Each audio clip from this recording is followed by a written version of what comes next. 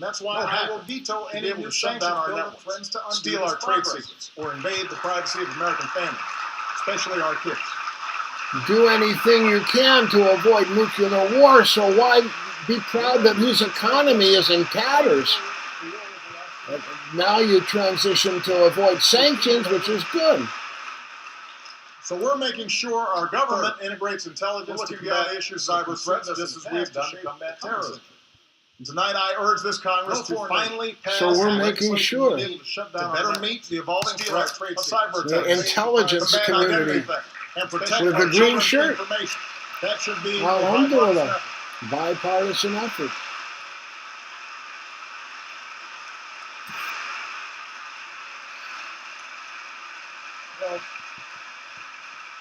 So we're making sure our government integrates our nations to combat cyber threats just as we've done to combat terrorism. We can continue tonight. I urge this Congress to finally pass untold opportunities for people around to better meet the evolving threat of cyber attacks. In West Africa, our troops and protect our children's information. That should be a bipartisan effort. Are rolling back Ebola, saving countless lives and stopping the spread of disease.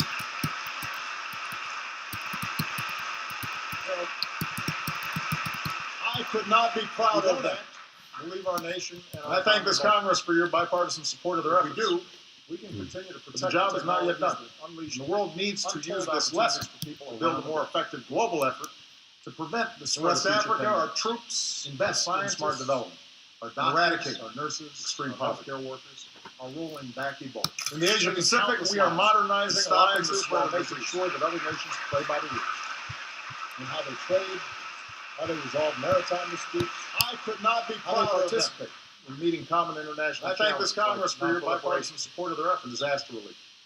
But the job is not yet done, and no challenge. The world needs to use this lesson, no challenge, to build a more effective global greater threat to future generations, the spread of future and climate change. Invest in smart development, eradicate extreme poverty. In the Asia Pacific, we are modernizing alliances while making sure that other nations play by the rules. And how they trade, how they resolve maritime 2014 was the planet's warmest year on record. International challenges like non-proliferation and disaster. Now, 1 year doesn't make a trend, but this does. Challenge. 14 of the 15 warmest years on record have all fallen in the first 15 years of this century. I've heard some folks try to dodge the evidence by saying, we're not scientists. We don't have enough information to act. Well, I'm not a scientist either. But you know what? 2014 I know a lot of really good scientists. Warmest year on record. And at NOAA, and at our major universities. And the best scientists in the world are all telling us that our activities are changing the climate of the 15 and if we don't warmest years on forcefully have all fallen in the first 15 years of this century. Longer, hotter heat waves. I've heard some folks try to dodge the evidence by saying they're not scientists. Massive disruptions that can trigger don't have enough information, migration, conflict, and hunger around the globe. I'm not a scientist either. But you know The what? Pentagon says that climate change poses immediate risks to our national security. And at NOAA, we should act and like at our it. major universities. And the best And that's scientists why in the world are all telling us that our activities are changing the climate. And if we don't act forcefully, that's why over the past 6 years, we've done more than ever to hotter heat waves, to combat climate change from the way we produce floods, energy to the way we use and massive disruptions that can trigger. That's why we've set aside more public lands and waters than any administration around in the history. globe. That's why I will not let this Pentagon Congress says that climate endanger change the health of our children by immediate turning risks back to our the national clock on our security. efforts. I am determined to make sure that American And that's why- leadership drives international action. How you doing, Mecca? How are you, Liberty? In the past 6 years, Hi, Mecca. we've done more than ever to combat climate change. In Beijing, we made a historic announcement. The United States will double the pace at which we cut carbon pollution, and China committed for the first time to limiting their emissions. Not let this Congress Because the world's two largest economies came back, the clock on our efforts. other nations are I now am determined to make sure that American leadership drives international The action. world will finally reach an agreement to protect the one planet we've got. And there's one last pillar of our lead. And that's the example of our values. In Beijing, we made a historic announcement. As Americans, we respect double the pace at which we cut carbon even pollution when we're and threatened. China committed for the Which first is why time I have prohibited limiting their torture emissions. and work to make sure our use of new technology like drones is properly considered. Other nations are now stepping up. And I offer hope that this year, the world will finally reach an agreement to protect the one planet we've got. It's why we speak out against one last pillar of our leadership. It's the deplorable anti-Semitism that has resurfaced in certain parts of the world. As Americans, we respect human dignity even when we're for political prisoners, which is why I condemn prohibited torture, the persecution, to make sure our use of new technology like drones is proper for religious minorities, or people who are lesbian, gay, bisexual, or trans. It's why we speak out against the deplorable anti-Semitism that has resurfaced in certain parts of the world. It's why we continue these things not only because of the stereotypes of Muslims, or the right thing to do, whom share our commitment to peace, but because ultimately they will advocate for political prisoners, make us safer, and condemn the persecution of women or religious minorities, or people who are lesbian, gay, bisexual, or transgender. We do these things not only because they are the right thing to do, but because ultimately they will make us safer. It is time to finish the job, and I will not relent in my determination to shut it. As Americans, we have a profound commitment to down. It is not. So it makes no sense to spend who we are $3 million per prisoner to keep open a prison that the world condemns and terrorists use to recruit. Since I've been president, we've worked responsibly to cut the population of Gitmo in half. Now it is time to finish the job, and I will not relent in my determination to shut it down. It is not who we are. It's time to close Gitmo. Recommendations of privacy advocates.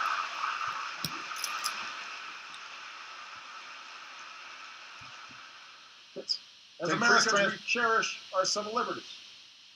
And we need to uphold that commitment if we want maximum cooperation from other countries and industry in our fight against terrorist networks.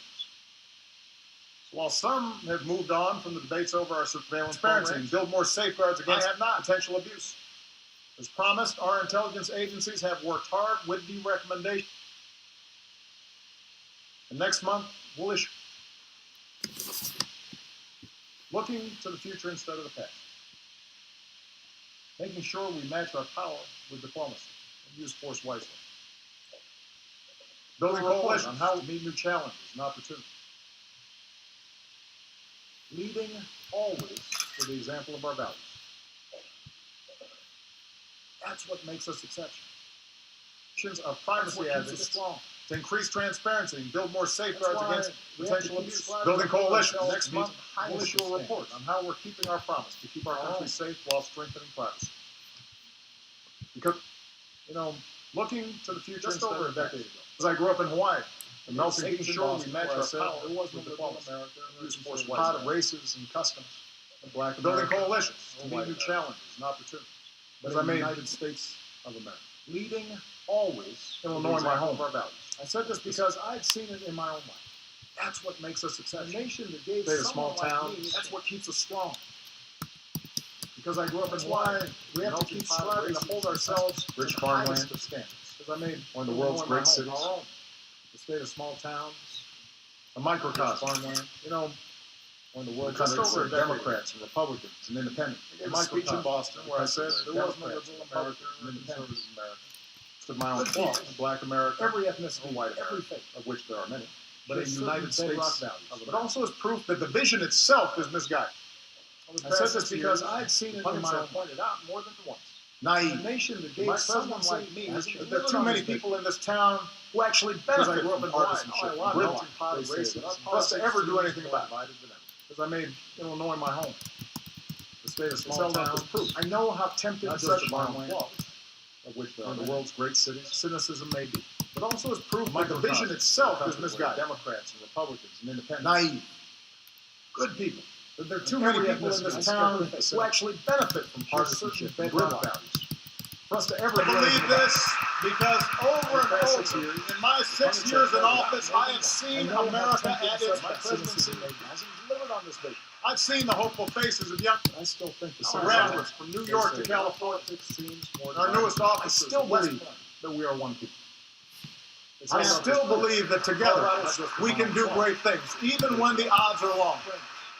It also is proof that the vision itself. I believe this because over and over in my 6 years in office, I have seen America at its best. Benefit from partisanship and gridlock. I've seen the hopeful faces of young graduates from New York to California. I've watched American officers at West Point. I know how tempting such Colorado Springs, New London. I still think the cynics are born with grieving families in Tucson. I still believe that we are one people in Boston. I still believe that together we can do great things, even when the odds are long. I've watched Americans beat back adversity from the Gulf Coast. I believe this because over and over in my 6 years in office, I have seen America at its best. I've seen something like gay marriage go from I've seen the hopeful faces of young graduates from New York to California. The idea that we Our are newest officers civil of right now West legal in states that 7 in 10 Americans call home. I know they expect those of us who serve to set a better example. So the question for those of us here tonight. So I know the good. I've watched Americans beat back adversity and big-hearted generosity of the American people. From Midwest assembly lines, I've served in Congress, lived the idea that we are our brother's keeper. I know many of you will. Something like gay marriage go from a wedge. A lot of good people here on both sides of the aisle serve freedom across our country. Civil Many right of you now have told me that this is is 7 in 10 Americans call home. It's how we, all of us, arguing past each other on who reflect America's constant fundraising, always looking over your served in Congress with memory. So how the base will react to every decision. So I know the good. On both sides of the aisle. Optimistic and big-hearted generosity of the American Many of you have told me every day. This isn't what you signed up Live for. the idea that we are our brother's keeper. Arguing past each other on cable shows. The constant fundraising. They expect those of us always looking over your shoulder at how the base will react to every decision. So the question for those of us here tonight. Imagine if we broke out of these terrible patterns. All of us. Can better reflect Imagine if we did something different. Rather than gotcha moments. I've served in Congress. Understand, a better politics isn't one where Democrats abandon trivial gaps, or Republicans simply embrace a lot of good people here on both sides of controversies that have nothing to we appeal to each other. Many of you have told me that instead of our this isn't what you sign with up people's daily life. Better politics is one where we debate without demonizing each other. Constant fundraising, where we talk issues, always looking over your shoulder and how the base will react to every decision, rather than gotcha moments or trivial gaps. Imagine if we broke out of these controversies that have nothing to do with politics. Imagine if we did something different. A politics. Understand, a better politics isn't one where Democrats abandon their agenda. If we're going to have arguments, a better politics is one where arguments less time drowning let's in make basic decency instead of our basis. We spend more time debates worthy with a sense of better politics is one where we debate this body as worthy of asking them to when we talk issues, this country, values, and principles and facts, rather than gotcha moments. If we're going to have arguments, let's have arguments. Controversies that have nothing. We still may not agree on a woman's right this body and worthy of this country to choose. A politics. We still may not agree on a woman's right to choose, but surely we can see agree something. It's a good thing that teen pregnancies and abortions are nearing all-time lows. One where every woman should have access to the health care of ourselves and describing that. We spend more time lifting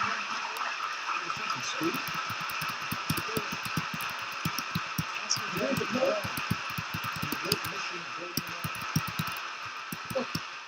Yes, passions still fly. Have arguments. Let's have arguments that we can share. Let's make something. Them debates of worthy of this body and worthy of this country. And agree that no one. We may go at it in campaigns. We still may not agree on a woman's right to choose, but surely we can agree it's a good thing that teen pregnancies and abortions are nearing all-time lows, and that every woman should have access to the health care right to talk to Republicans and Democrats about that. Vote is sacred. We may go at it in campaigns since being denied to too many, but surely we can agree that the right to vote is sacred.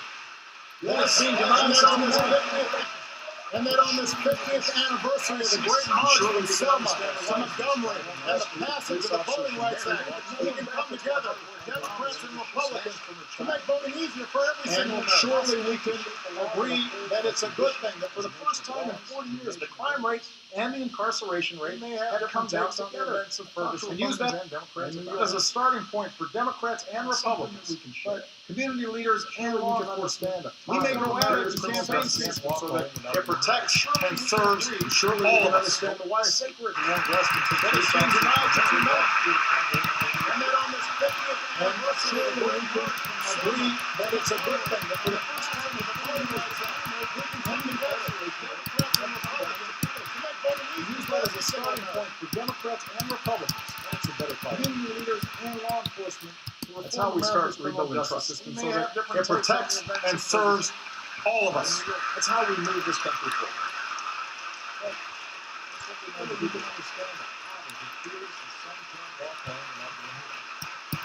And surely we can understand the language. If you won't rest until the police officers you married walk through the front door at the end of the ship.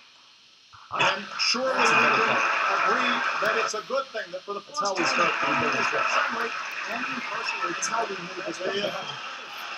Use that as a starting point for Democrats and Republicans, community leaders and law enforcement to reform America's criminal justice system so that it protects and serves all of us.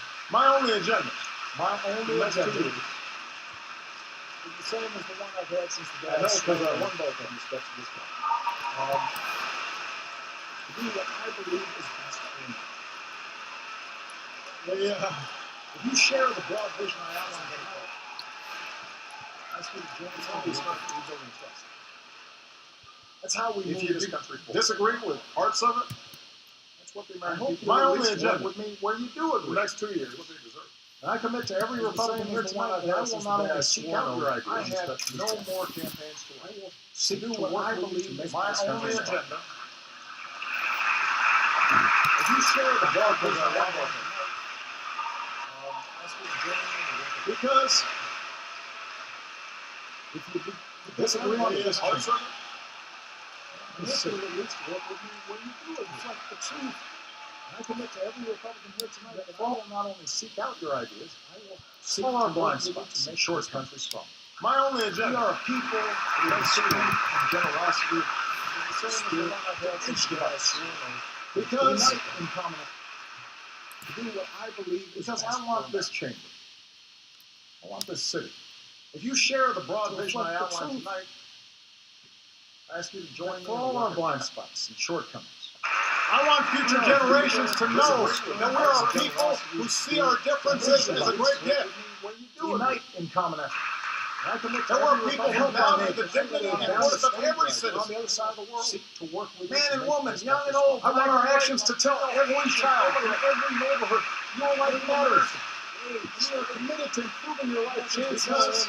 As committed as we are to working on behalf of our own kids. Everybody matters. I want them to grow up. I want future generations to know that we're a people who see our differences as a great gift. For all our blind spots. That we're still more than a collection of red states of every citizen. With the strength and we are the United States of America. Bridge divides. Latino, Asian, unite in common America. I hope I made it down the streets on the other side of the world. Everybody matters. I want our actions to tell every child, every neighborhood, your life matters. We are committed to improving your life chances. As committed as we are to working on behalf of our own kids.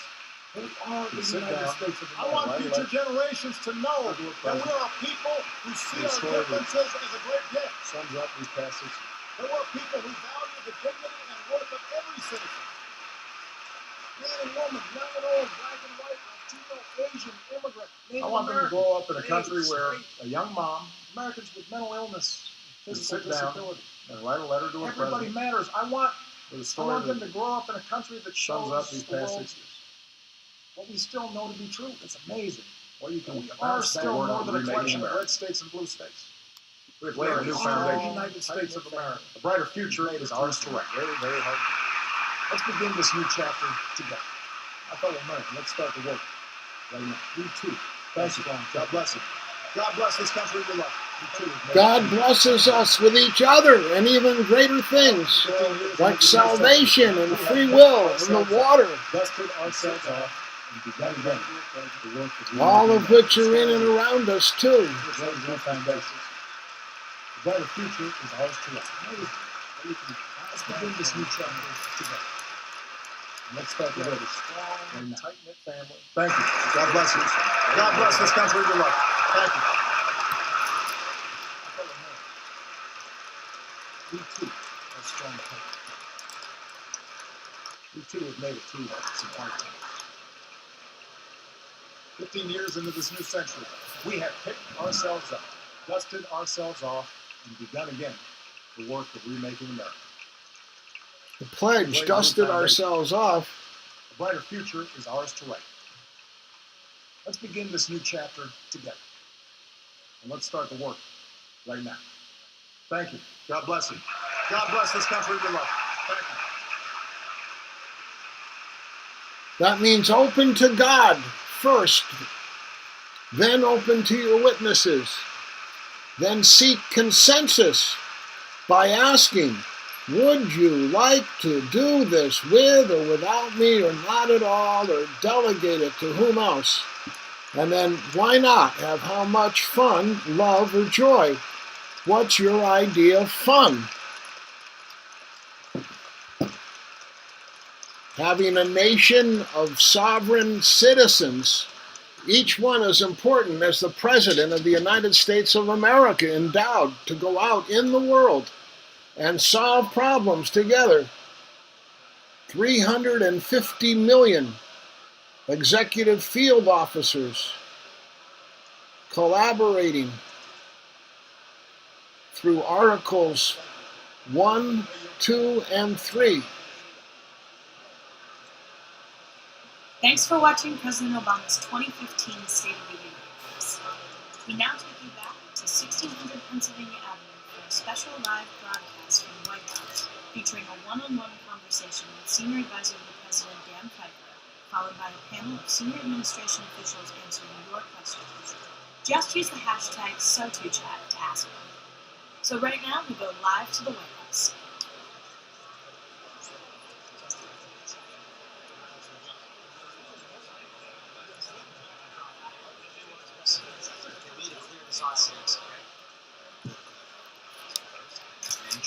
Video. You can submit questions here for Dan, as taken by our colleague Arthur Delaney over there, at the hashtag #SoToChat. That's SOTU chat. So please send me your questions. At the end of this 30-minute interview. The time is short, so Dan, first of all, I wanted to ask you why the swipe at cable news shows in the President's State of the Union speech. I didn't think it was a shot at cable news. It was just the people on the cable news. Yes. All right, let's start with the message that the President was trying to send. It seemed pretty clear from the reactions we saw in the audience, but also on Twitter and elsewhere. Democrats loved the speech. Republicans, though, they sat there and said, well, didn't the President get the message that was delivered in 2014? No. What was the State of the Union's message to the President's critics specifically? Well, I think it was the speech is super neutral, and it was a story about where we've been, how we've come back over the last 6 years to the point where America's in the best place it's been in a long time, how middle-class economics got us there, and to lay out a vision based on middle-class economics what we're doing. And at the end, what he wanted to do was speak to the country and to the people in the room about the fact that if we work together, we can make real progress. We're going to have real disagreements, Bismillahi. divided government. Test successfully completed. Allah Akbar.